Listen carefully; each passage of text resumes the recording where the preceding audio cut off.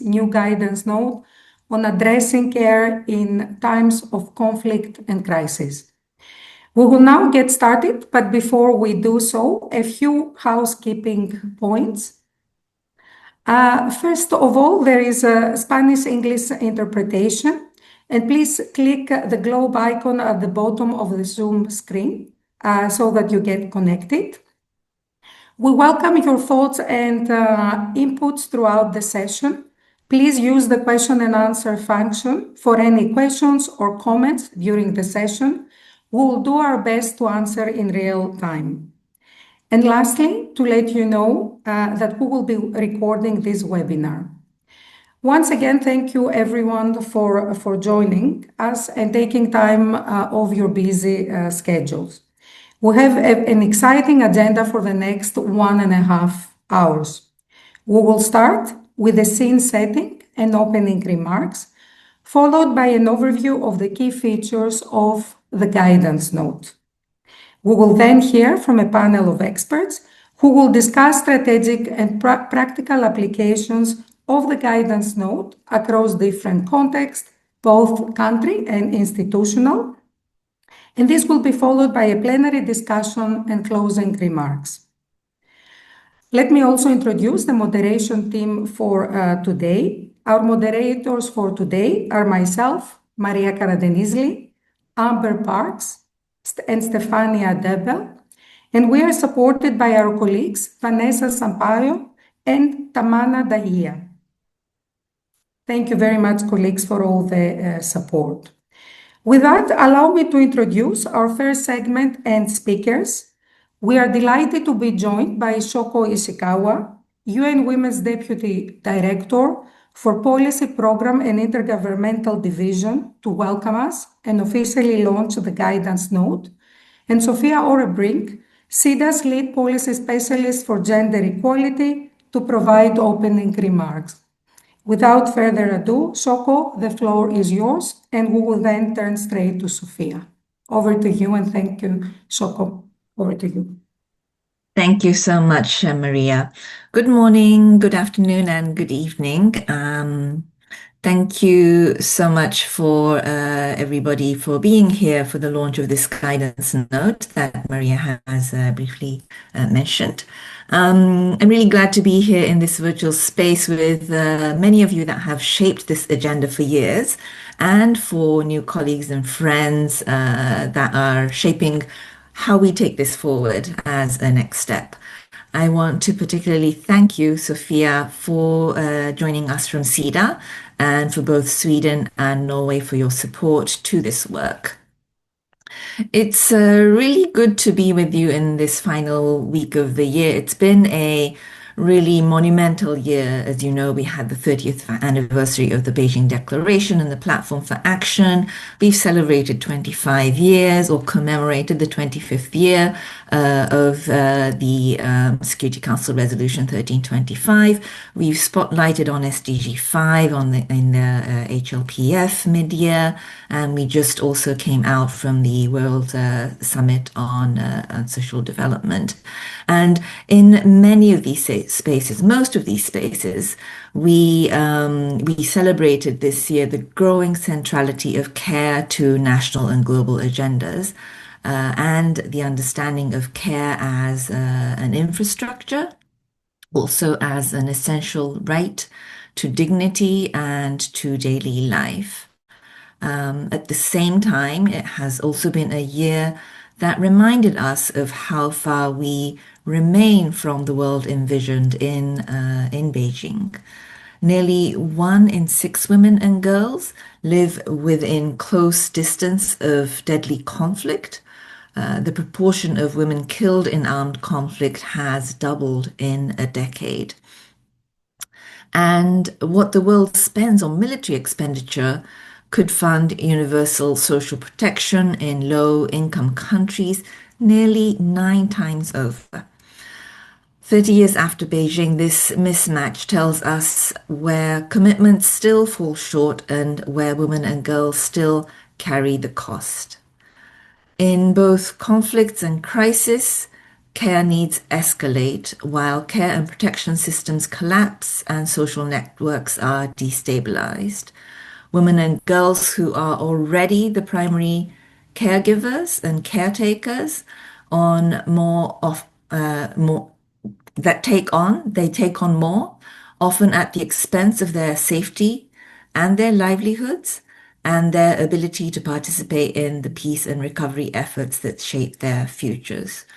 And when care services and resources are lacking, the rights and dignities of those who need care, the elderly, the sick, the children, the people that are injured, people with disabilities, are also put at risk.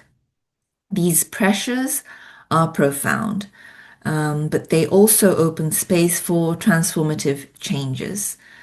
Crisis makes visible the inequalities that are often hidden, and they can also make visible the leadership and that has long been overlooked.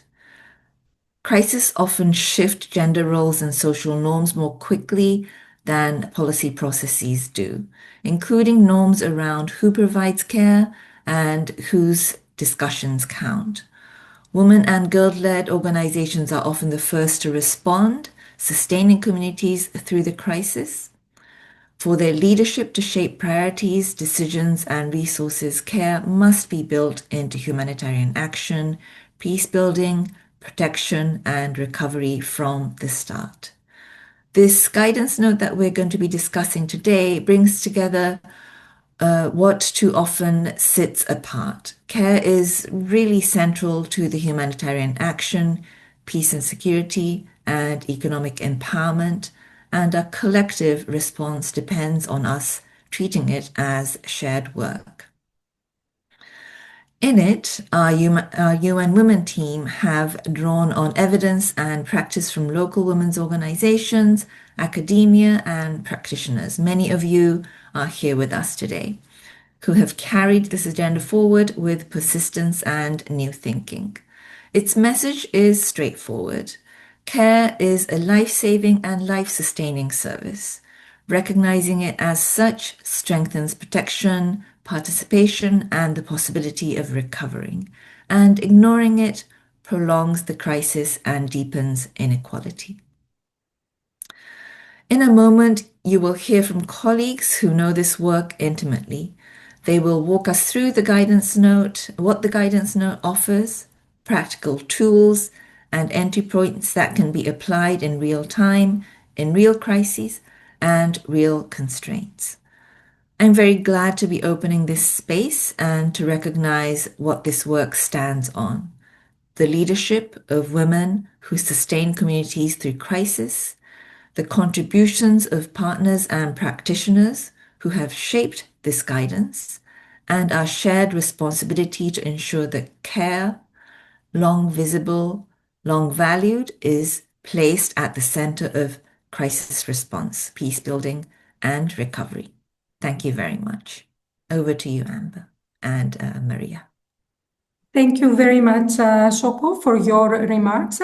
I would like to give now the floor to Sophia. Sophia, over to you, and thank you so much for joining us today. Thanks. Thank you, Maria, and thank you, Shoko. I'm very pleased to be with you to take part of this conversation today, and thank you for inviting me to speak. I'm pleased to share Sweden and Sida's perspective. Gender equality is a human right and a Swedish core value. For us, it's both a goal in itself and a mean to achieve other central goals, such as sustainable peace and development. Sweden has a long-standing partnership with UN Women, and this year we serve as chair of the UN Women Executive Board.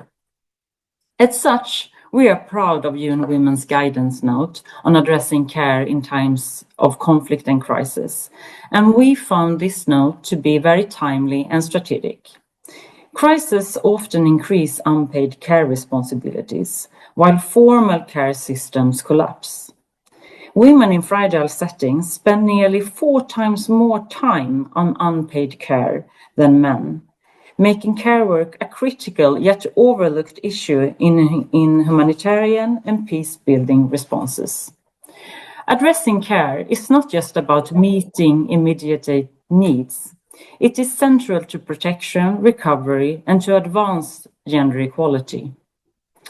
The guidance note provides practical tools to integrate care into programming, ensuring care is treated as life-saving and right-based, and enabling women's participation in leadership and recovery. Crises, whether conflicts, disasters, or climate-related emergencies, are never gender-neutral. Therefore, Sida requires all Sida-supported humanitarian programs to integrate a gender analysis. This helps uncover the invisible burden of unpaid care work and ensures that the needs and capacities of women and girls, men and boys, and the non-binary people are addressed. We work to strengthen women's leadership and women-led organizations and women's rights organizations. These organizations are often first responders and local anchors in crisis. They also bring solutions to care challenges, such as community-based childcare and women-led social enterprises, delivering essential services. We prioritize preventing and responding to gender-based violence. Violence against women and girls is on the rise, and access to GBV services is disappearing. International humanitarian law recognizes women and girls' specific needs and vulnerabilities, and violence against them is a violation of international humanitarian law. GBV remains a pandemic and is underfunded in emergencies, and when women are overburdened with care work and unsupported, their exposure to violence increases. For Sida, care work is also central in our work for women's economic empowerment. We work for reaching transformative change, eliminating structural inequalities and ensuring women and girls have equal access to resources and decision-making. Addressing unpaid care work is central to this. Solutions like community-based childcare, cash transfers linked to care support, and women-led social enterprises can transform norms and redistribute responsibilities, promoting lasting gender equality. We all know that gender equality is under threat, and from anti-rights movements, and the civic space is shrinking. Together, through partnership like ours with UN Women, we can protect gains, address the structural inequalities, and build resilience in crisis-affected communities. Globally, funding for women's rights organizations and women-led organizations are shrinking. Sida and other donors must walk the talk and prioritize to fund them with flexible funding and recognize their critical role in advancing the gender equality agenda. By supporting women's leadership, investing in care systems, and resourcing local solutions, we can ensure that women and girls are not left behind, even in the most challenging contexts. Sweden remains committed, and I'm looking forward to this discussion today. Thank you. Thank you very much. Thank you, Shoko and Sofia, for so vividly setting the scene and explaining the relevance and importance of the guidance note, especially against the global context. We will now dive into the key features and substance of the guidance note. And to do this, we are joined by two of our colleagues, by Raquel Coelho, who is UN Women's Global Lead for Care and Macroeconomics in the Women's Economic Empowerment Team, and Heba Zaya, who is the Regional Advisor for Women, Peace, Security and Humanitarian Action in the Arab States Regional Office. Raquel and Heba, you are very welcome, and over to you to walk us through the key features of the guidance note. Thank you so much. Oh, thank you, Maria. I am so delighted to go through the overview of the guidance notes built, as you said, as a collective effort among the UN Women teams of UN Women, Peace and Security, Humanitarian and Economic Development, with the support of SIDA and NORA. I really want to deeply thank the teams and partners engaged in supporting its development, very timely, as Sophia pointed out. Well, in the next slide, please, let me quickly introduce you to the guidance note as a glance. The document is organized in 6 sections covering concepts and principles, key linkages between care and humanitarian crisis and conflict, then guiding questions and analytical frameworks, entry points and key actions, case studies and best practices, and ending by a section with tools and resources. So in the next slide, please, I will go deeper into the first section. First section, as I said, as part of the concepts and principles, the guidance takes the care diamond as the basis for analyzing how care ecosystems are reshaped during the different phases of the crisis and conflict. You can see those phases down. For those of you who are not familiar with the care diamond, it provides a conceptual framing to describe the sectors of society responsible for care provisioning: families, households, the state, markets, and nonprofit and community, like those 4 types of actors. And then on conflict and crisis setting, as it was mentioned by my the people who opened the event, care work, paid and unpaid, is often intertwined with providing security and protection, and then resulting in a triple set of responsibilities for caregiving, for economic livelihoods generation, as well as for community-based care work. So all this interacts at the same time. Next slide, please. So then in section 2, the guidance notes outlines how this crisis and conflict intensify care-related challenges, while at the same time, care also creates opportunities for positive transformation. And this is organized and presented in 2 different key pathways that illustrates these linkages, supported by data and examples that were gathering in the development of the guidance.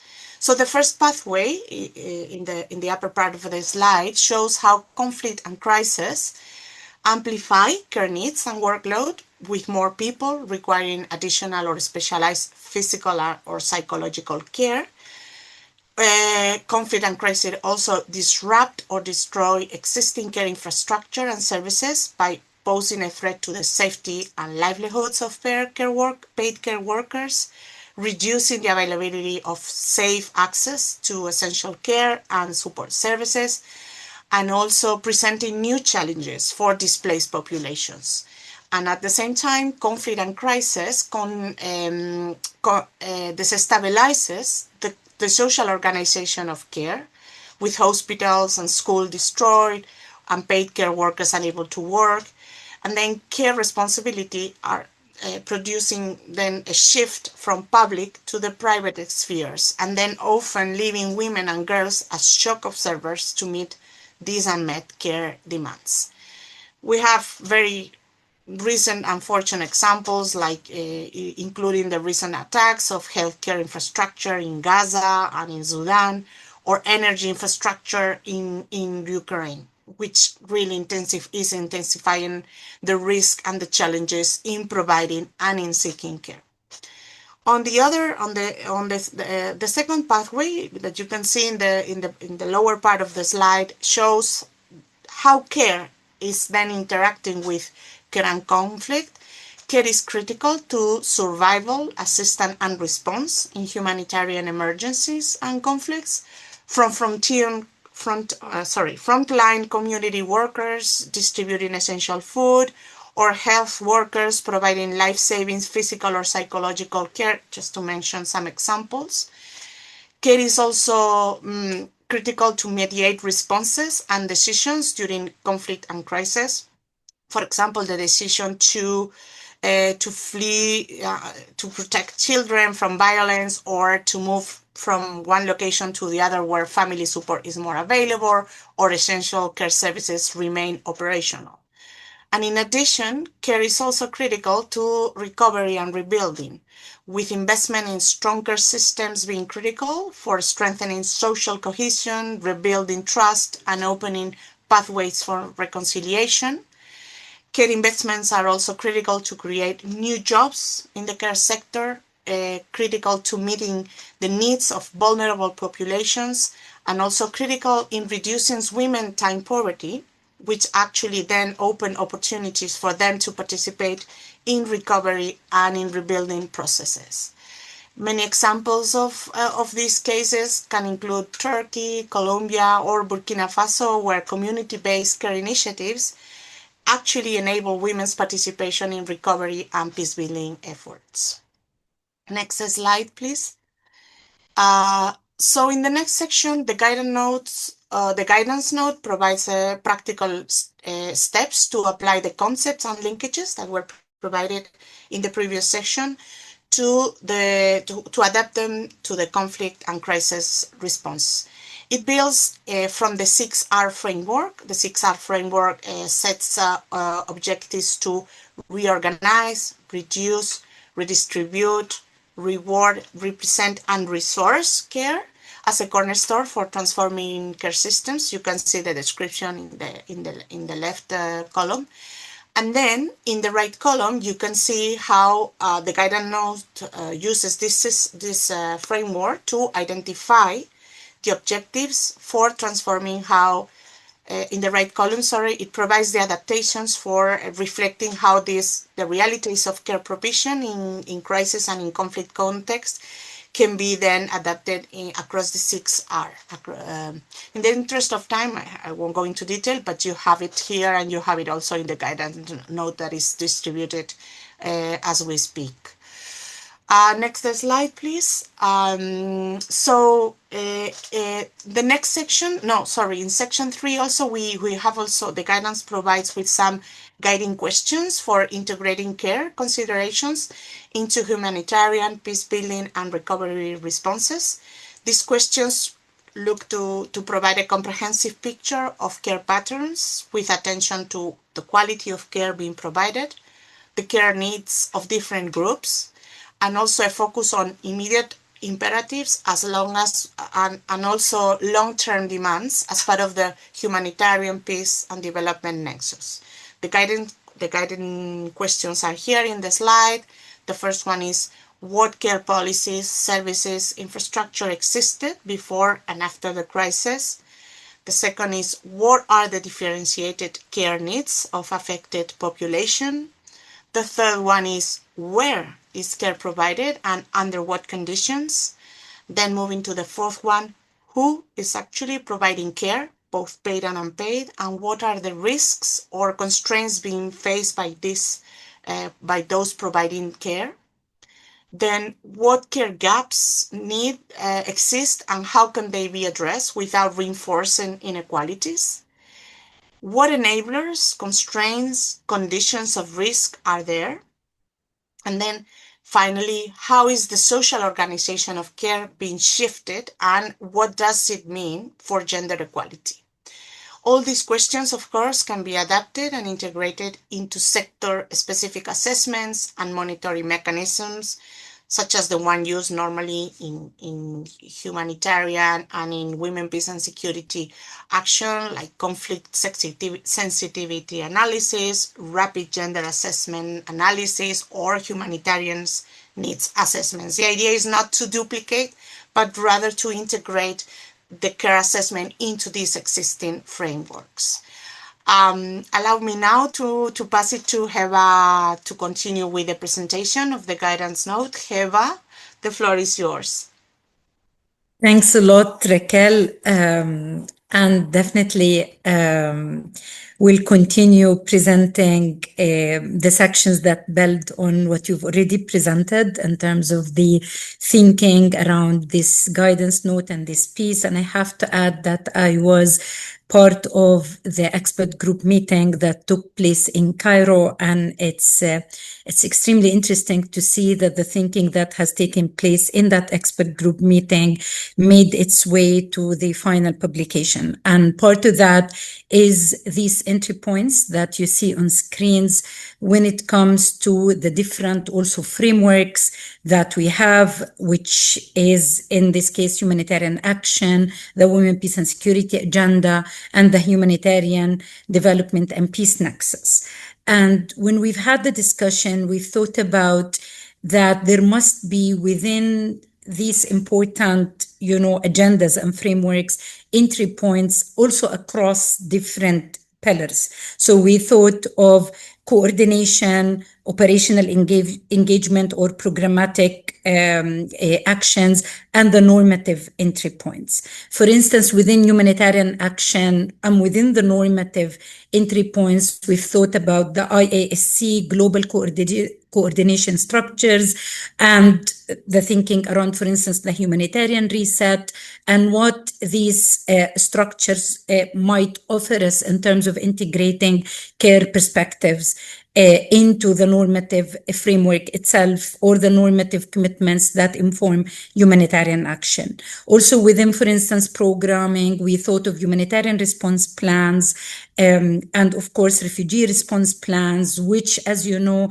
sensitize the thinking of different actors in a specific context on addressing the key priorities of affected populations and how we can ensure that care dimensions and care is integrated into those responses. And as Raquel mentioned, it's not an issue of replacing existing thinking. It's an issue of integrating a care perspective, understanding, of course, starting from the assessments, what the impacts of conflict and crises are on care roles that are in a specific community, and particularly, of course, affecting also different groups. So understanding how that is affecting women and girls as opposed to affecting men and boys, and having that understanding inform the programmatic actions and also some of the coordination actions that we take. So also within humanitarian action, for instance, the whole cluster system and how it functions, also the work with gender in humanitarian action working groups, or what we call within UN Women JIHA working groups, and how we can ensure that we start addressing the issue of care and trying to dissect it and tailor what we're doing within coordination and humanitarian response spaces to address and integrate care. And then within the Women, Peace and Security Agenda, of course, there is so much space also for similar thinking, because we have the normative framework itself, we have national action plans, and we all know that national action plans on WPS are basically started to become more and more adaptive tools where we can integrate emerging priorities. Some of them relate to climate, some of them relate to technology facilitated violence. So within that thinking of having national action plans address the lived realities of women and girls in conflict settings and post-conflict settings, then we can also ensure that they would look at issues of paid and unpaid care work and considerations of care and the role care plays in the community healing itself, in ensuring also that women can participate, as my colleague mentioned already, in social cohesion, in ensuring that the community has some sort of reconciliation, healing, etc. And within programmatic entry points, of course, also Raquel mentioned conflict analysis already, ensuring that we have peace and security programming that looks at care within recovery. We know, of course, we have early recovery, we have post-conflict recovery, and there are tons of opportunities where within addressing the recovery needs of the population, ensuring that women can play a role in recovery, also cementing their role as in the care sector. So ensuring, for instance, that those women that Raquel has mentioned that are providing, for instance, health services or awareness services around, for instance, unexploited organs, or those that provide even nursing or teaching intense, as we've seen recently in Gaza and in other conflict-affected settings, that these roles that are being part of sort of the addressing humanitarian needs and also part of recovery can also be integrated in WPS programming and in coordination work around the WPS. And then within the humanitarian development, sorry, my kids just came from school. And within the humanitarian development peace nexus, of course, we have the whole thinking that glues together issues around participation, issues around protection, issues around also relief and recovery, if we include both elements from humanitarian and from women, peace and security. So within the nexus approach, we can also look at, for instance, within programming at livelihood programming, economic recovery, or women's economic empowerment programming, and try to see how we can ensure that this programming does include a care perspective. So we're building people's resilience, we ensure their participation, we ensure that they are empowered, and at the same time we do all of that while we have a nuanced understanding of how care plays a role in, again, the resilience of communities, the reconstruction of also and rebuilding of societies after major crisis. So all of these entry points are there. And then into the next slide, please. Of course, key actions do very much intersect with what I've been also mentioning. I mean, the guidance note does identify some key actions within the three frameworks of thinking, or the three agendas, whether it's humanitarian action or women, peace and security, or the humanitarian development peace nexus. Of course, there is a lot about also building evidence, collecting data, trying to understand different dynamics within a particular context, community. And of course, context, I think in our consultation in Cairo, comes across as very important. So this has to also be based on understanding all of these dynamics in a specific country, in a specific context, and then trying to have, for instance, within humanitarian, you have assessments, you integrate questions around care, you try to co-design or co-create responses with humanitarian partners and actors that take care into consideration. Of course, we always center the participation of women-led organizations and women's groups into these processes. And while we're doing that, it would be also important to embark on a journey with women-led organizations on unpacking, care dynamics and care issues within the community around both paid and unpaid care work, and see how we can start slowly addressing those through humanitarian responses that are designed by them and by others. And of course, within WPS, some of the key actions would look at spaces, for instance, for where women play the role as local, peace builders, or as local, basically mediators. And then we try to use those spaces and those community dialogues to also ensure that care issues and care needs are being addressed and integrated. So we actually use spaces that are within the realm of peace and security to again address the issues related to the question of care, and also from a nexus perspective, of course, again trying to center, while we're trying to think around resilience and participation and protection, which to me glue humanitarian with WPS, we can add to those accelerators, to those points, the care considerations as well. So we ensure that when we're discussing, for instance, a refugee crisis or an IDP crisis, we have a lot now in Syria around, the question of returnees, the question of Syrian refugees going back to Syria. So while we're doing that, trying to examine, I see Maria, I've taken perhaps more time than should,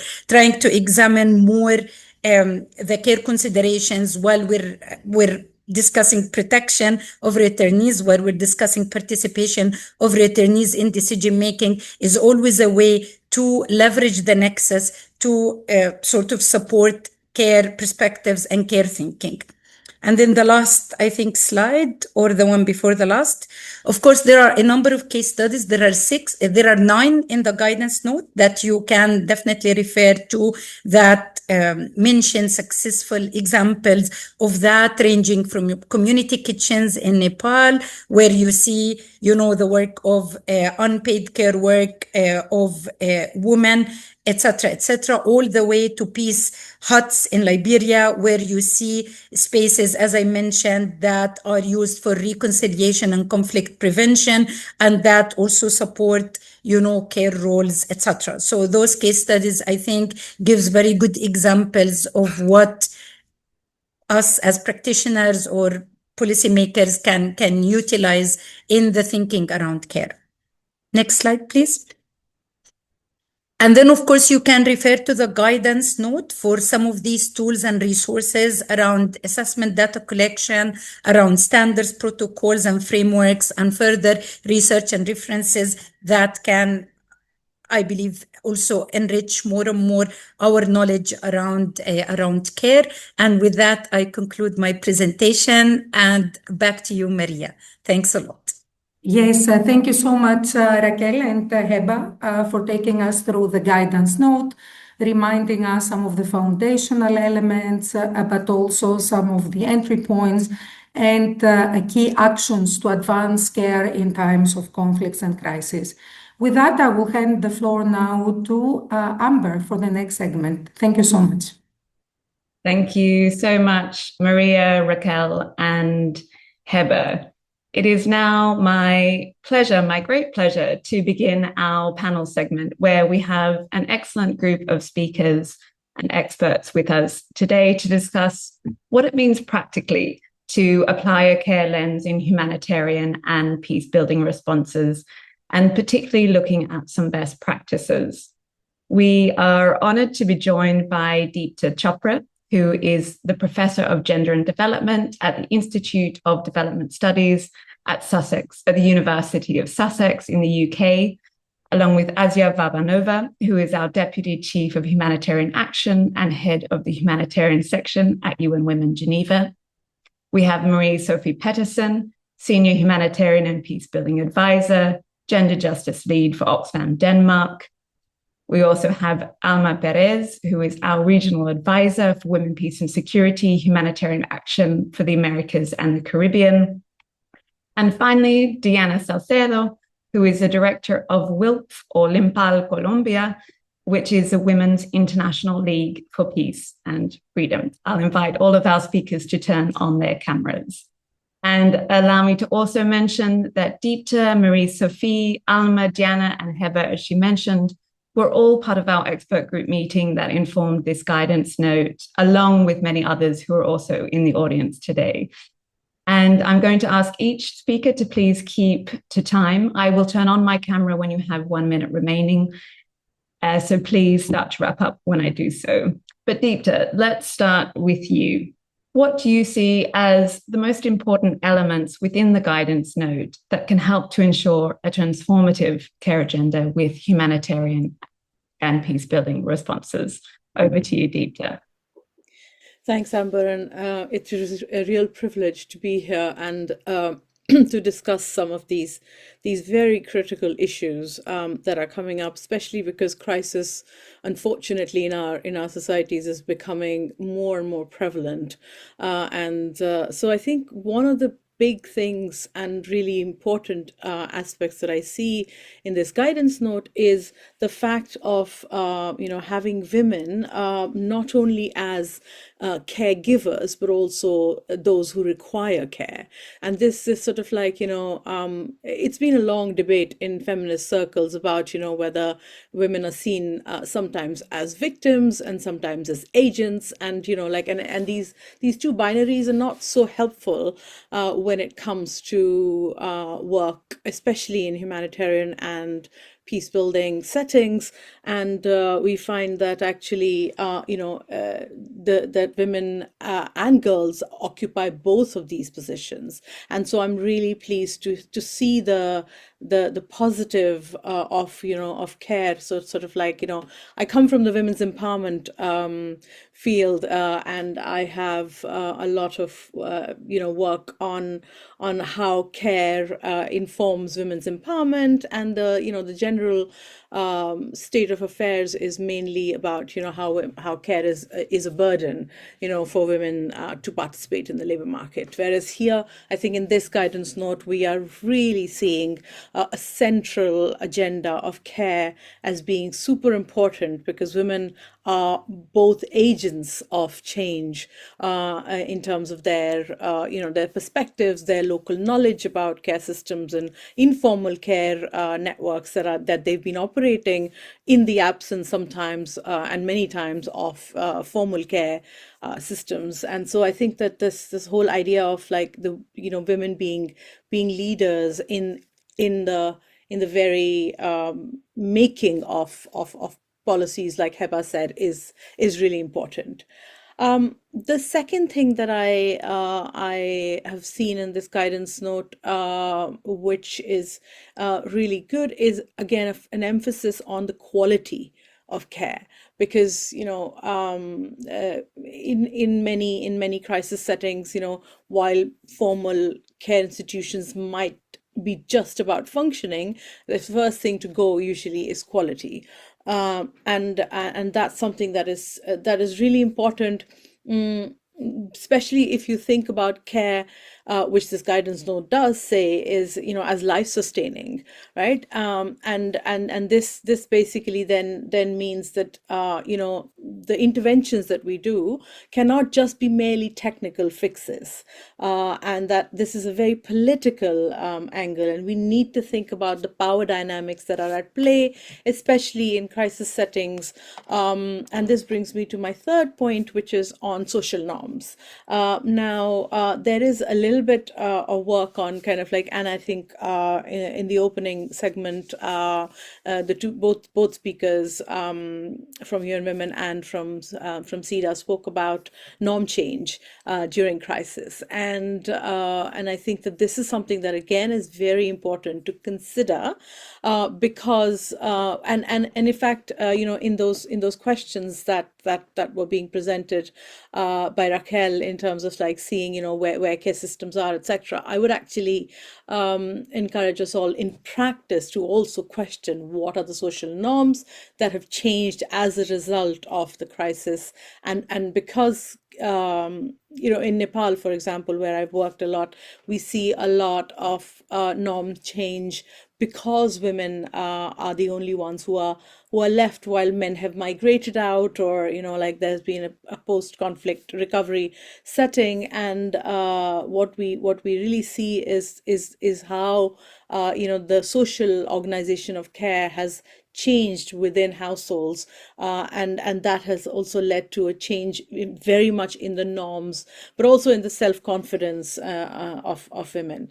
My final point is about sort of like the resourcing part, and I think that it's really important, and Heba's action points actually say this very clearly, that she showed was that it's not just about resourcing, but it's actually about co-designing with local actors and resourcing not in the way that we think of it in terms of saying, budget allocations, which I agree are absolutely critical, but also in terms of looking at the ways in which other ways of resourcing can happen, whether it's through local community action, and the guidance note gives us some very good examples. Oh yeah, sorry, I forgot to say one more thing, which is about the smart data. And yes, the guidance note makes a call for data, but I think what we do need to emphasize a little bit more is smart data, and which is intersectional. And when I say smart, it basically means that it is actionable data. So if we have the data of like what care needs are there and what we need to do in terms of looking at, whether it's intergenerational, people, and that this happens a lot within households about, care being given at different levels, or whether it's sort of like multiple marginalities, not just conflict, but also social norms, also perhaps, class or caste or religious dynamics. And I think that it's really important to have that information before we kind of like think about co-designing these systems, and that is something that I would say is really important. I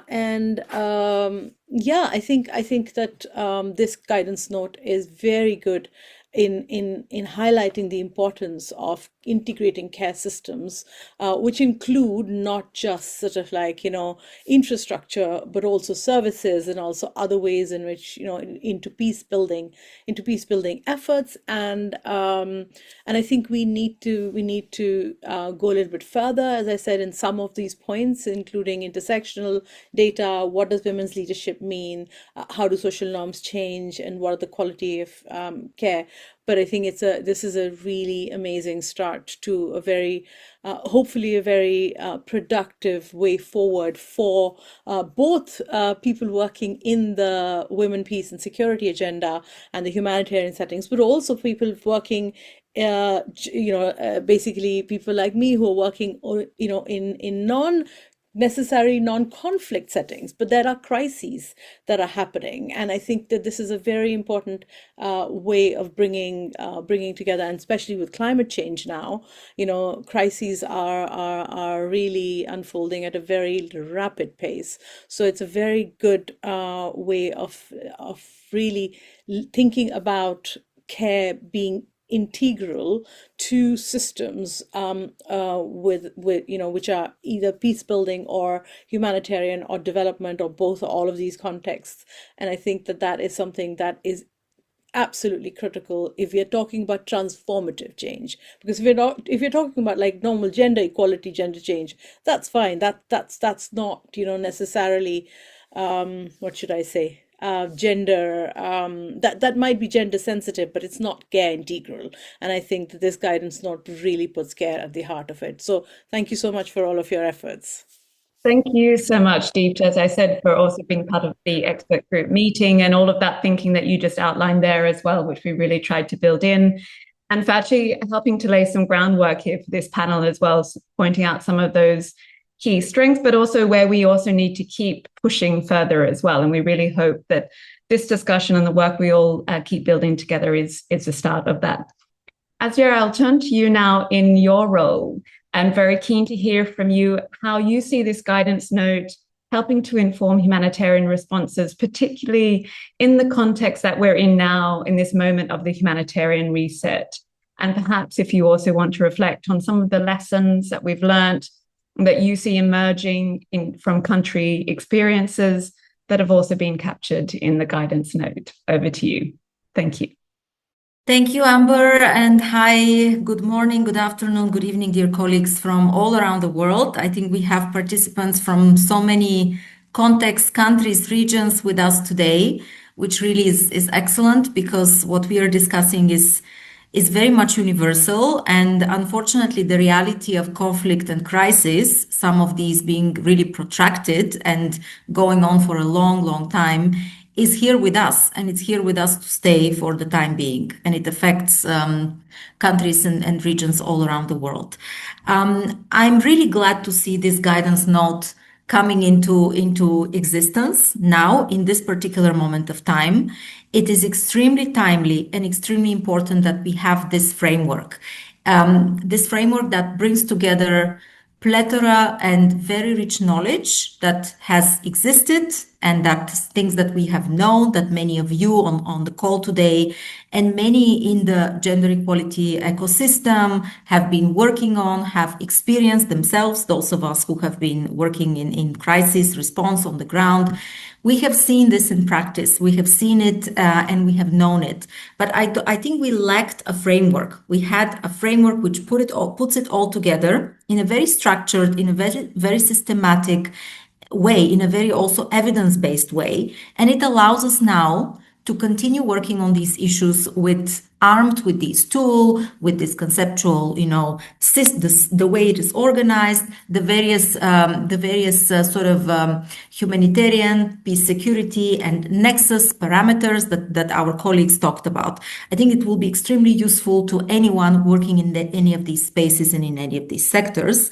And certainly for us in UN Women, it is really embodies something that we have seen and we have known and we have sort of experienced for a while. I think it's very timely and it's very strategic because of the moment of time that we are in. And the humanitarian reset is a response to a fundamental crisis of funding that the humanitarian sector has experienced this year. And there is also a certain crisis of legitimacy and a certain attack, which is almost a daily attack on the fundamental norms of international humanitarian law, human rights law that are unfortunately happening in countries around the world almost on a daily basis. So we are in a profound transformation. The drastic funding cuts have in many ways forced us to rethink the way we are working as a humanitarian system and also as a multilateral system. These cuts have had drastic implications on the operations of many humanitarian actors, and many of those that are really at the front lines of providing assistance to people in need. And this includes, first and foremost, women-led and women's rights organizations on the front lines. They have been significantly impacted in very negative ways, having lost much of the funding that they've had, which was already quite limited to begin with, and basically continuing to operate on the brinks with very limited funding and very much on a volunteer, unpaid basis. At the same time, as we're experiencing this really overhaul and very big transformation of the way the humanitarian community is supposed to function, there is a commitment now more than ever on a few things. First, on localization, so that we are not only providing a more cost-effective humanitarian assistance, but the assistance that is being provided is locally led, locally driven, it is accountable, it is inclusive to the populations which are being impacted by crisis. So there is a lot of talk in the humanitarian reset about shifting power, shifting funding, shifting decision-making closer to affected communities. And here again, who are these affected communities? Half of them, and in many times more than half of them, are women and girls. And in many times it is women who are leaders in the communities, their organizations, their networks that are really sustaining the social fabrics, the very survival of these communities with their care work, with this unpaid, unrecognized, very often invisible care work. So we have, there's also a lot of talk on value for money. How can we basically achieve more with less funding? How can we be more effective, more cost efficient in the way we are delivering humanitarian assistance? And there is also a lot of focus now on integration and working across these silos of the humanitarian, the development, and also the peace architecture and ecosystems to be able to really advance in a lot more coherent and integrated way. We're looking at some countries that are transitioning between humanitarian and recovery or development model of coordination and engagement. So in all of this, what this guidance note talks about, the care aspects and the work that is performed primarily by women and girls in conflicts and in crisis is so fundamental. It is absolutely central It is not a peripheral issue. It is not a soft issue or a luxury issue. It is something that the guidance note allows us and enables us and gives us the right arguments, the right language even, for us to be able to really stress how central and fundamental this work and everything that is happening around it is to the survival of communities, to the resilience of communities, and to their eventual recovery. Everything that we are seeing in the guidance note, really, and everything that colleagues talked about explained really well how women and girls step in as the default caregivers when infrastructure collapses, when social networks are torn apart, how their leadership and labor are absolutely essential, yet it often goes unrecognized, unsupported, unfunded. And really, for us to be able to step up and deliver on the promise of the humanitarian reset, and in this moment of transformation, we really must place care at the center of our response. Several of our colleagues spoke about this being life-sustaining. It is definitely life-sustaining, it is life-altering, it is also life-saving. Much of the focus now in the humanitarian reset is on let us focus on life-saving activities and life-saving support. This is about life-saving support, and we need to be very loud and clearly saying that, and not relegating it to something as an add-on, as I said, as a luxury, as something that if there is additional money, if there is additional commitment by a certain donor or by a certain organization, then we will invest. No, it needs to be absolutely fundamental and across the board. So for us, it's extremely timely, it's extremely important. It allows us to also amplify further this advocacy that we have been doing as UN Women and many of our partners as well. Many of them are here today on positioning, continuing to position gender equality and the priorities and the leadership and the rights of women and girls as central to the reset. If we talk about women and girls and them being central to the reset, we cannot not talk about care, because care is the daily reality of those same women and girls. And this is how, again, overall, the communities survive and really recover from crisis. So these two are very much linked. So again, big appreciation and to all the colleagues who worked on the guidance note and are giving it to us in this particular moment of time. I will end to just say on the good practices, good examples, there are really excellent case studies in the guidance note. So I really encourage us all to read them, to draw on them. I think for the sake of keeping it sort of relatively short and manageable, many more could have been included, but were not included. We have also some very new practices which are emerging from Sudan, from Turkey, from Afghanistan, from Syria, where we are seeing all of the different actions that Heba walked us through being realized literally as we speak. And again, the point here is that these things become not few here and there, but something that we can talk about in every context. So I will stop here and really would like to hear the other colleagues on the panel and later hear from our partners and people on the call. Thank you very much.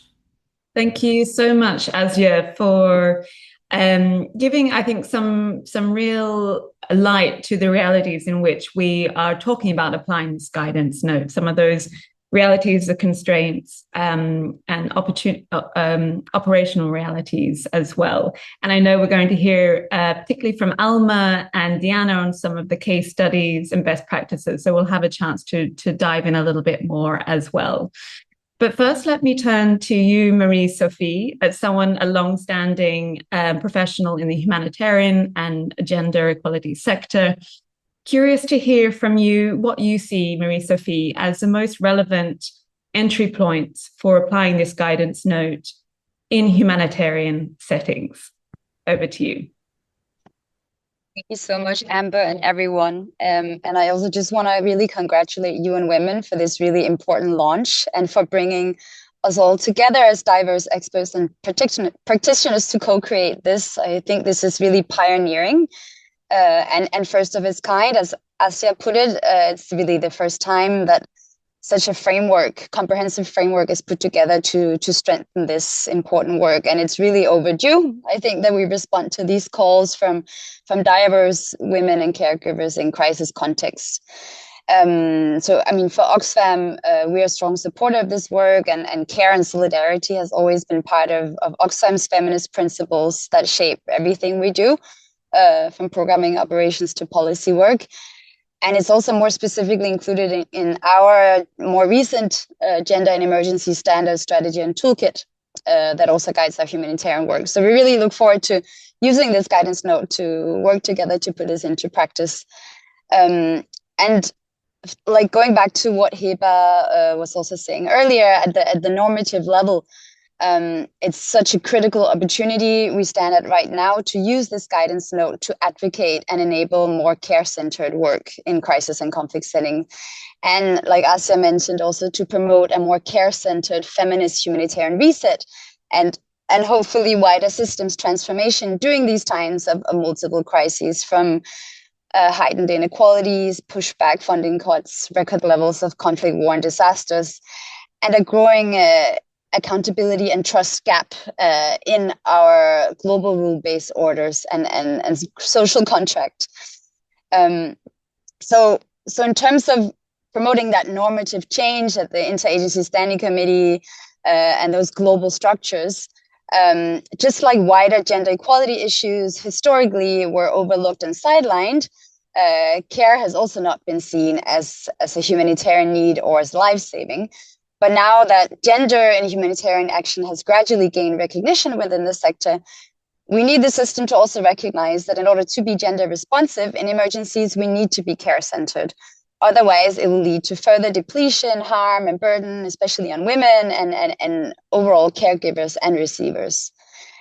And the current defunding of gender work in emergencies, as Asya was referring to, means that the funding also for care will be an even lower priority on the priority list. So this really obliges us to take a more holistic, systematic, and multi-sectoral approach to integrate care in our ongoing work, to promote care as an approach, not as an add-on activity or as a tick box that can be added here and there. Integrating care into humanitarian interventions is a way ultimately to humanize crisis-affected population, recognizing their humanity and their care needs, but also how crises strip them of this humanity and care. So it's really a tool or an approach for accountability to affected populations. And we need to, I think it's important we use that at the normative level for our advocacy and dialogues with donors and the wider sector to recognize that this is critical in emergency and not only in development settings. At the coordination level, in terms of how we work with the humanitarian coordination country teams, intercluster platforms or intersector platforms, how we promote care across the humanitarian program cycle, especially at the assessment and strategic planning phase within the response plans. This is where we really need to engage with the cluster or sector system to influence the different assessments and planning and service delivery to include care. So, and for this, we will need care data, which is not being systematically collected at the moment. Oxfam has a tool, an Oxfam Rapid Care Analysis tool, that's also referenced in the guidance note, which enables us to identify, together with local actors and communities, care needs and solutions that can be linked to programming. So basically providing this mapping of care structures, systems, and norms before, during, and after a crisis that can support care interventions. Originally, CARE used this tool only for development programming, but since 2017, we started applying it also to crisis contexts, initially in Iraq, Palestine, and Bangladesh, where we've seen it really is a participatory practical tool to improve and adapt humanitarian interventions. And this is complementary to also rapid gender analyses or rapid protection analyses. And I also want to say that it is critical that we link care to ongoing gender mainstreaming efforts and protection mainstreaming efforts that are already happening within these inter-cluster coordination spaces. So linking to the gender and humanitarian action working groups that are already integrating care aspects in their gender work, but to make sure that this is done more systematically, so whether we see care from an intersectional gender lens and also recognize the deeply gendered nature of care. but also from a protection perspective, that we see that integrating care is also a do no harm consideration, and it's a part of the centrality of protection and our responsibility to protect or ensure the protection of care providers in line with our principle of duty of care. Programmatically, care interventions have to be context specific and co-designed with local actors. And there are so many good practices listed in this guidance note, and there are many more that are not listed by especially women-led organizations, women rights organizations, caregiver networks.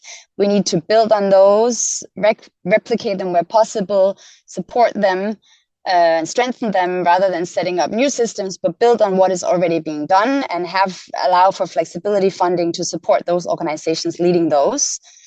That's really essential to enable more contextualized, gender transformative, locally led care approaches and initiatives that really promote women's feminist care leadership at the community level. And also using community-based approaches to promote norms change at the community level for the sharing and redistribution and recognition of care work. We also need to make sure that care is not only siloed into a gender protection issue, but that it's really seen as a cross-sectoral issue. So for example, for camp coordination, camp management, making sure that care services and infrastructure are prioritized for that caregivers have access to overall services and facilities in a camp or displacement setting, considering their time and care burdens.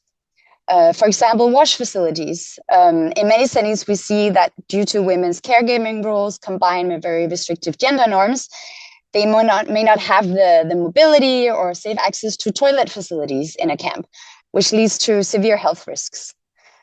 Same for issues like water collection or water storage, but also how shelters are designed, whether care roles and responsibilities are taken into account or reduced in terms of the negative impact through tools such as clean cooking tools. And of course, livelihoods activities, thinking care economy into that and allowing for more flexible or home-based work arrangements for caregivers, providing on-site care services, for example, in women's safe spaces, using cash as a tool, providing cash for care, group cash grants for community care initiatives, which allow the flexibility for community groups or caregiver groups to do their own care initiatives. Using NFIs, so emergency care kits, mama kits, as a way to respond to urgent care needs. Just to wrap up, I want to say that, again, that this humanitarian reset is really an opportunity for us to refocus on the most essential, which is the care for the people we serve and the protecting their right to care for others. But we also need to look at ourselves as humanitarian actors and our own organizational and staff practices, which is also historically shaped by a neglect of care roles, self-care, and the right to care of our staff. Care justice is really key for a feminist humanitarian system that's truly shaped by and accountable to the most marginalized caregivers and receivers of all genders and diversities. Thank you so much, Marie-Sophie, for pointing out actually a very wide number of entry points and opportunities for applying this guidance note. In the interest of time, I'm going to move on quickly to Alma. Alma, where you sit in the Latin America and Caribbean region and with your peace building advisor hat on, I think we're very keen to hear from you again as someone who's been very closely involved in developing this guidance note. How do you see this guidance note helping to strengthen particularly peace building responses through a care lens, and thinking in particular about current and recent post-conflict and transitional contexts? And I will ask if you could please keep to the 5 minutes so that we can allow enough time at the end for a Q&A session. Thank you so much, and over to you, Alma. Muchas gracias, Amber. Can you hear me well? We can. Perfect. Okay. Thank you very much, and thank you, Amber. And I have to start thanking Raquel Paivi Asia, and the three components of UN Women that have get together to actually organize not only the discussion, but the creation of the guidance, which I believe is coming in a very important time for the peace and security agenda and for our advance on peace building. First, to say that I believe that the guidance note actually provide a shared framework and practical tools for integrating care into the women, peace and security analysis, the planning and the action. And to my taste, it helps actually peace building actors understand how caregiving responsibilities shape participation, protection, and recovery, and how entry points, concrete entry points can be found. And I believe Maria Sofia, Esia, and Dita were mentioning this for operationalizing care to be incorporated into conflict and gender analysis, to local peace infrastructure, and actually to make this intervention transformative in terms of peace building, which is what we're looking for. So I believe the note actually positions care as both a diagnostic lens and an operational strategy. And that is what's going to help us to ensure that peace building actions, peace building interventions are inclusive, responsible, and sustainable. And what is even more important, Amber, I believe that it's absolutely relevant that the note shows how care is relevant, again, to the 4 pillars of the Women, Peace, and Security agenda. So it's relevant to prevention, participation, protection, and relief and recovery and peace building. And by assessing and addressing care barriers, peace building actors can actually ensure women's engagement in decision-making, leadership, protection, and recovery activities, and that can translate women, peace, and security commitments into tangible action, and I believe into transformation in the ground. So let me give you several entry points with some examples on the way we could use this note and the way this work. And I believe the first of all, it has already been mentioned, is the conflict and gender analysis. And the important thing on this is having care being part of how we understand conflict dynamics and risk, and having this help us to assess who provides care, how does responsibility shift during displacement and during crisis and conflicts, and how do they shape power, safety, and mobilities. And if we want to see an example on that, which is coming from the guidance, I have to mention Sudan here, in which women's care networks in Darfur were not just coping mechanisms, but they became early warning systems and collective protection space that they enable women to demand 50% of representation in governance and peace processes. And that's exactly what the care-informed conflict analysis surfaces: political agency and participation that would be invisible in any other way. Another very important entry point is peace processes. And my dear fellow colleague here, Diana Salcedo, is here, and we'll talk about this in Colombia much more. But the entry point here is processes, peace and political processes that remove the structural barriers created by the unequal care responsibilities. And that happens in a peace in a peace negotiation context, but that also happens in crisis settings. And in that, I want to mention the program Journeys, which we call Trayectos in Central America, in which providing safe spaces for children and women-led care initiative, the program enabled migrant, indigenous, and Afro-descendant women to participate in local decision-making in really complex setting in Central America. Third point, Amber, is transitional justice, which also will be connected to the peace agreement in Colombia, ensuring that acknowledging the equal care responsibilities will actually help us to surpass the ability of women ex-combatants and community members to participate, not only in economic, but in peace-building activities. And I have 2 more, Amber. One is security institutions, and I wanted to mention this because it came from the questions. And I have to mention that in Uruguay, actually, ELSI funds support reforms such as child care, family assistance, and shared responsibility policies, increasing women's deployment to peacekeeping and strengthening the overall effectiveness. So it's absolutely going to be helping us in UN Women and abroad to work on this. And finally here, early recovery and livelihoods, as it happens in Burkina Faso, where mobile childcare allows displaced women to participate in livelihood. And let me finish, Amber, by mentioning local peace infrastructure, and this is absolutely critical. And the example of the women-led peace huts in Liberia is actually very, very much portrayed in here. But apart from that, the importance of the work from this node to our work in reconstruction, post-conflict reconstruction, post-crisis reconstruction will be absolutely central for our work. So I just wanted to thank you on that. And coming from a region which actually has declared a decade of action for involving and developing a care society, this will be very helpful, not only for our work in Latin America and the Caribbean, but also for the work in all the other regions. So muchas gracias, Amber, and thank you for the opportunity to share processes. And as I was also answered, it was also a question on that. There will be further developments of this, and as we have spoken, in several regions in the Middle East and in Latin America too, and I hope in several other regions. So muchísimas gracias. Thank you very much. Mil gracias, Alma. Thank you so much. I really just wanted to highlight something you said at the start that really stuck out for me. You said care as a diagnostic lens and as an operational strategy, and I really like that point. Thank you also for bringing out a couple of examples around the Trayectos or Journeys program, the ELSI fund, which are detailed in the guidance note as well for some examples of best practices and case studies. So encourage folks to take a look in the guidance note for more details. Thank you again, Alma.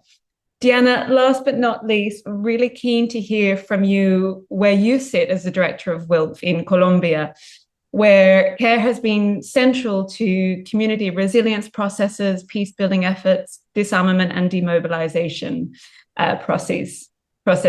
So I think we're all keen to hear how this example from Colombia, what practical lessons can be offered for applying the guidance note in other conflict-affected settings. And over to you. And a reminder to participants that Diana will be presenting in English. So for those who need interpretation, please use the interpretation function at the bottom of your screen to English. Diana, please go ahead. Gracias. Bueno, primero agradecerles. Thank you very much. First of all, I would really like to appreciate, because it's the first opportunity for me to share in this space, to have the possibility of take part of this process of the building of the guidance note, because it's a very accurate methodology that was pushed by UN Women to collect the voices of women across the world. From this space, from the Global South, from Colombia, with all these elections that we've had internally, across our long process aiming for peace.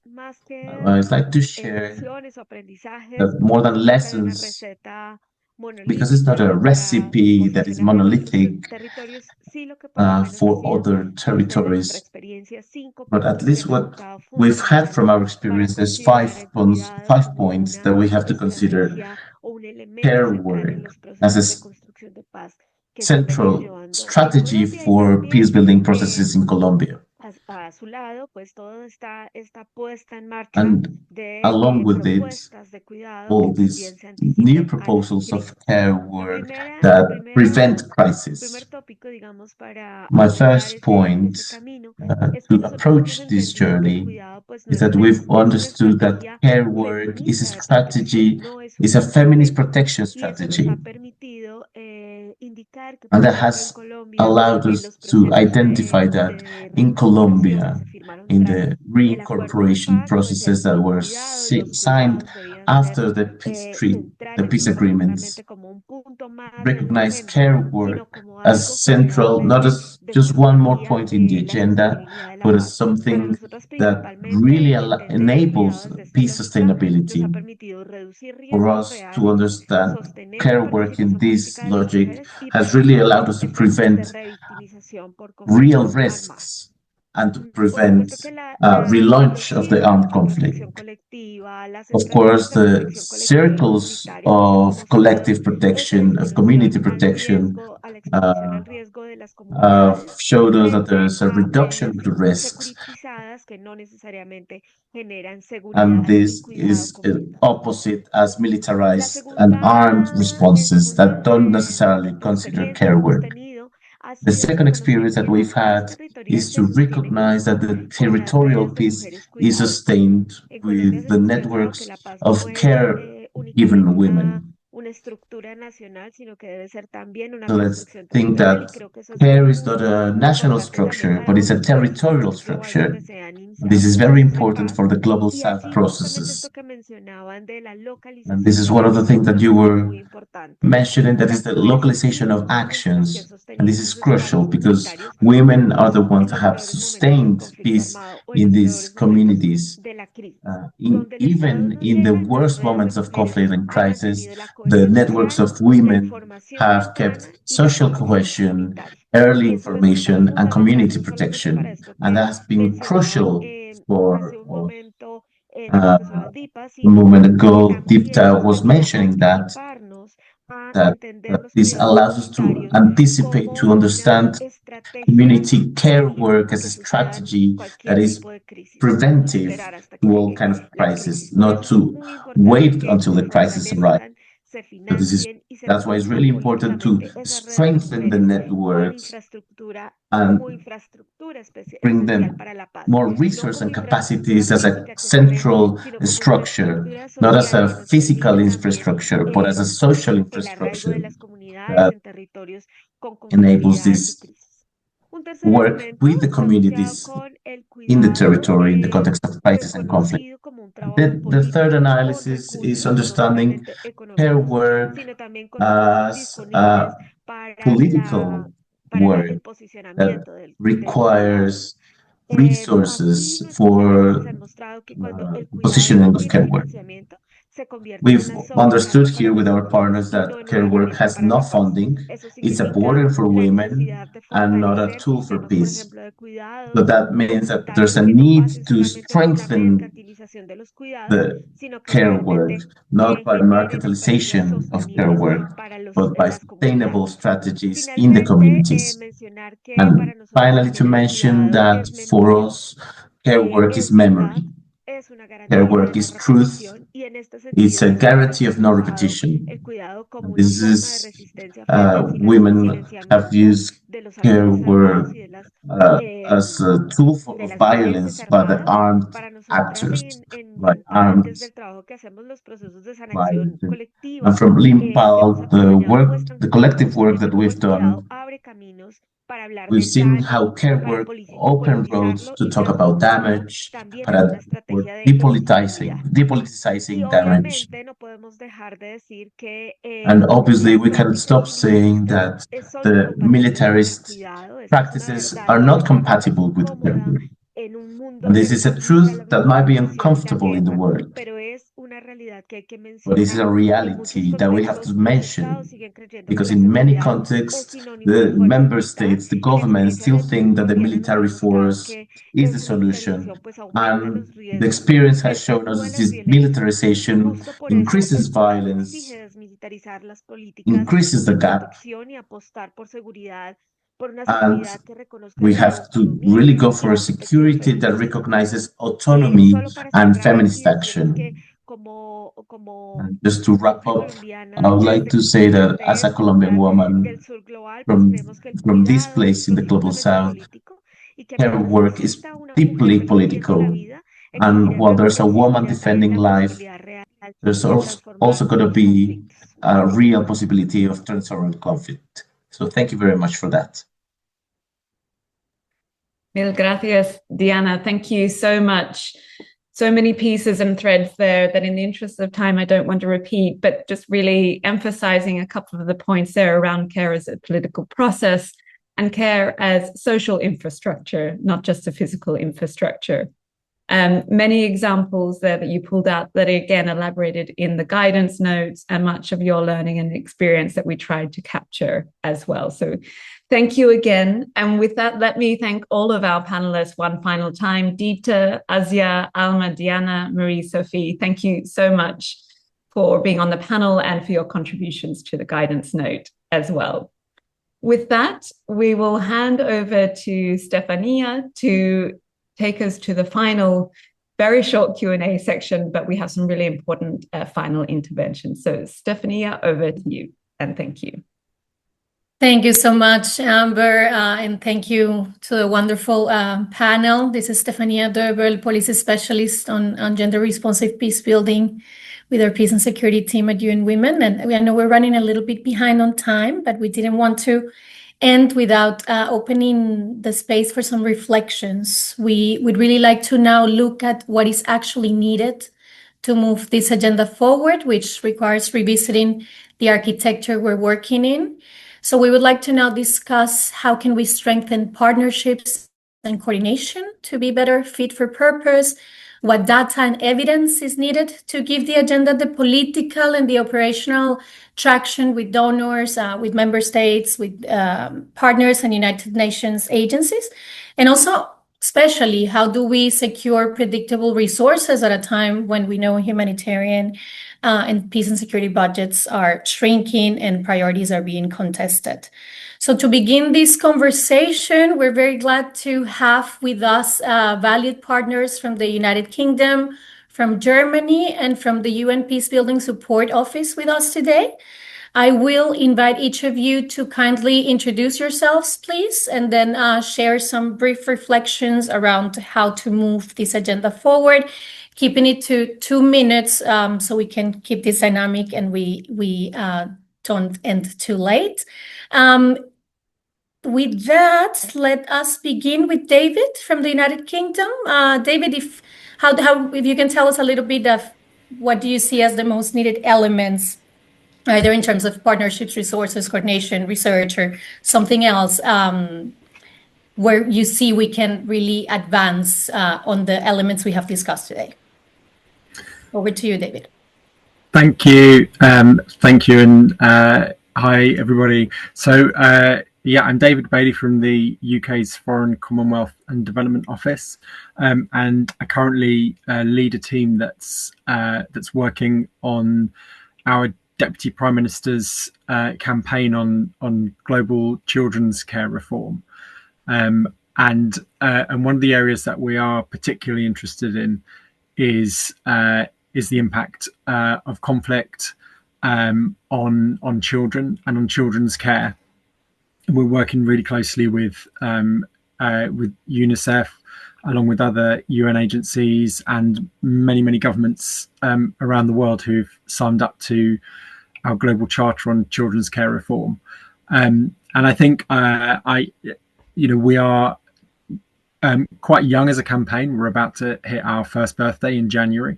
One of the areas that we're really interested in understanding further and working on further is children in areas of conflict and children who've been affected by conflict. And we're aware, very conscious that children are often the worst affected and the first affected by issues like conflict, and a lot of the issues that have been spoken about already today around care and the care economy and the role of the state and the role of different actors and the role of communities and the role of family is critical to ensuring that children receive the care that they need to develop effectively and to not be left behind.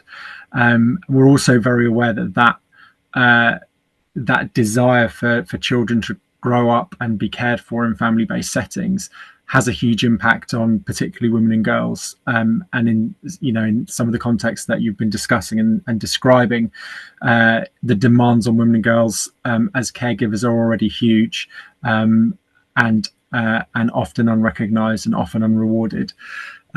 So I think there's not loads more that I wanted to say. I only had 2 minutes anyway, but just to say that we're really interested in working very closely with country governments, with different agencies, with different organisations who are focused on caregiving in context of conflict. It's an area that we really want to dig into further, that we want to explore and understand. We want to be able to set up and support family-based care, family-based alternative care where necessary, keeping children out of institutional care, and within loving and nurturing families, which I know is a priority for the UN system and others as well. So I've really enjoyed the session, listened with a huge amount of interest, and look forward to working with many of you in the coming weeks and months and years. Thank you. Thank you so much, David, and certainly we do look forward to working and continue our work with the UK as well. I would like now to bring in Verena from Germany. Verena, if you're around, we would like to hear from you, especially considering Germany's long-standing engagement on gender equality and development cooperation. Where do you see the strongest needs and opportunities to advance this work? Over to you. Thank you very much, Stefan. Well, thanks for the invitation, and congratulations to UN Women and the experts involved in developing the guidance, and also to Norway and Sweden. I think the guidance really comes at a great time, and it's a very useful tool to drive this agenda forward.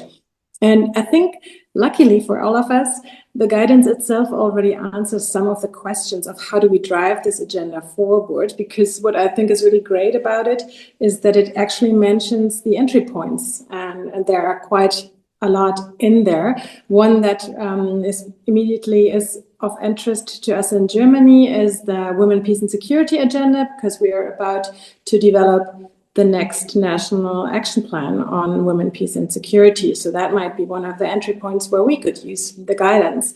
I want to, at this point in time, I just want to look back and see how far the care agenda has already come with all these joint efforts of the organizations that are here today, with civil society, UN organizations, member states, and local organizations. And by now we have put the care agenda on the G7 agenda. South Africa has moved forward with putting it on the G20 agenda. It is a strong element in the UN. Latin American states are at the forefront of driving this agenda, which is great. Civil society organizations like Oxfam have done great work. And I think what we have done in the past to get where we are now is actually exactly what we need to do to drive this agenda forward, also in crisis contexts, because all these actors will be relevant to use the entry points that the guidance mentions. And I think what especially echoed with me was what Deepta and Marie-Sophie were saying about norm change and co-designing with local actors. We also need to bring those local actors on board in driving this agenda forward in relation to crisis response, and to integrate care into the agendas that we're driving forward anyway. It doesn't have to be an add-on, but we need to use it within plans that are happening anyway. Marie-Sophie said, in order to be gender responsive, we need to be care-centered. And if we can spread that news together with the guidance, I think we'll move the agenda forward as intended. Thank you very much. Thank you, Verena, and thank you for recognizing the advances we've already made and the specific entry points that are already very timely, in particular, as you mentioned, the National Action Plan on Women, Peace and Security. And with that, I would now like to give the floor to Shaza from the Peace Building Support Office. Shaza, drawing on PBSO's work on supporting local peace building and defining financing priorities for peace building as well. What would you say, what would you prioritize in terms of the elements to advance on care approaches to peace and security? Thank you, Stefania, and thank you definitely UN Women colleagues, our longstanding partners at UN Women, for this very important, I think, tool in addition to all the resources and tools we usually have to address all these challenges around women, peace and security and peace building issues, I think for us in settings of crisis and conflict. I think a lot of the amazing speakers and panelists that we've heard throughout the event have really touched upon the importance and how the centering care work and care systems is very central to peace and security and to peace building, as it is critical for rebuilding trust in institutions, to increasing social cohesions in a lot of these settings that we work in, and how it comes together with the Women, Peace and Security agenda. As you know, for the Peace Building Support Office, gender responsive peace building and gender equality and the Women, Peace and Security agenda in particular are very important and drive all of our work, as we believe that's very central to sustaining peace. That cannot sustain, or sustaining peace and conflict prevention cannot be effectively achieved without that very strong pillar. As the previous speaker said, I think the report has already provided a lot of concrete entry points into what can the UN system, whether working at the policy level or working in supporting governments and civil society and countries, or doing actual funding and programming and implementation work. There's a lot of entry points and tools that have already been mentioned, and I think will be very useful for us to improve on our work in this area. I think one of the most important parts are the conflict analysis part and integration, and being able to integrate care into conflict analysis. As all of you know, already integrating gender into conflict analysis in the system has been quite a challenge, and trying to build capacities around using this tool. And I think centralizing and making sure care is an important element of any analysis and conflict analysis that drives our interventions, that drives our programming work, that helps us understand how care can be a reliable indicator of escalating risk, how it can help us reveal deeper inequalities and grievances that often do drive conflicts and compromise social cohesion. I think also what was mentioned and was very important was having resources and to support women peace builders, and the importance of having a locally led and a locally driven work on peace builders and supporting these local networks. And I'll be quick, I'm aware of time. I think the other thing is, and we all know in this time of rising militarization and rising preferences to militarized responses, but also a rise or a decrease in available budgets all over globally. It's very kind of important to amplify the risks that are created by when care systems collapse. And on that, I think it's also important to use care as a strategic entry point for prevention, and to ensure that it does have a dominant place and role when talking about recovery and reconstruction. And and bear in mind that we are at a time now where a lot of whether we're talking about reconstruction in areas such as Ukraine or Gaza or maybe hopefully Sudan at some point, or where we're talking about work supporting local communities and recovering from certain shocks or conflicts and violent incidents.